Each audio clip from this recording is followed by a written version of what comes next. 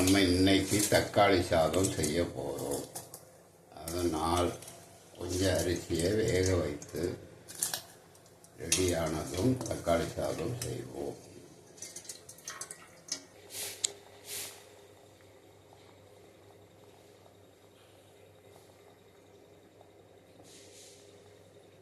இது என்ன சேர்க்கறது?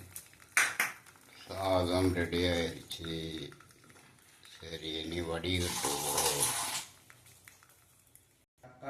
தக்காளி சாதம் செய்வதற்கு 2 லவங்கம், ஒரு துண்டு பட்டை, ஒரு காஞ்ச மிளகாய், கடலைப்பருப்பு கொஞ்சம், கருவேப்பிலை ஒரு கொத்து, 2 சிறிய தக்காளி கட் பண்ணி வைத்திருக்கிறோம், ஒரு சிறிய வெங்காயம், பெரிய வெங்காயம் சின்னது கட் பண்ணிவிட்டோம்.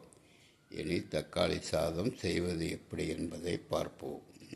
கடாயில் 2 ஸ்பூன் எண்ணெய் ஊற்றி சிறிது கடுகு, அடுத்தது கடலைப்பருப்பு போட்டு பட்டை, லவங்கம், கருவேப்பிலை, காஞ்ச மிளகாயும் போட்டு வதக்கவும். வெங்காயத்தை கட் பண்ணி வைத்திருக்கிற வெங்காயத்தை போடவும்.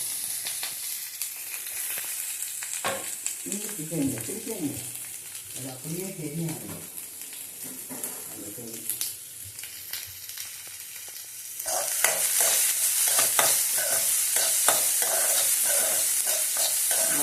போட வரணும்.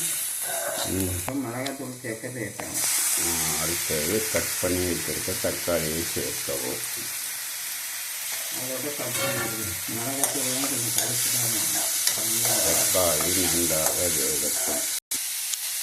இஞ்சி பூண்டு விழுது சிறிது, மஞ்சத்தூள் காசிட்டிகை, 1/2 ஸ்பூன் மிளகாய்த்தூள் சேர்த்து கொள்ளவும். அடுத்தது சிக்கன் மசாலா 1/4 ஸ்பூன், தேவையான அளவு உப்பு சேர்த்து கொள்ளவும். அது வெந்தது நல்லா வதக்கவும். தண்ணியிலே சொல்லணும்.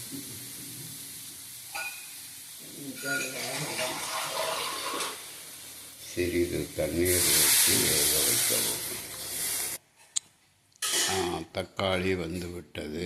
மல்லித்தழை சிறிது போட்டு சாதத்தை போட்டு கிளறவும்.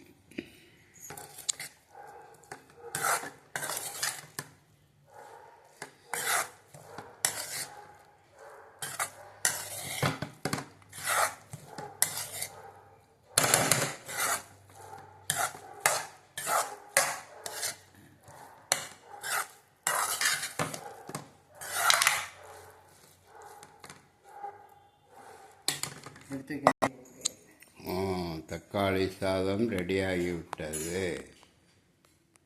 இனி எப்படி ருசி பார்க்கலாமா?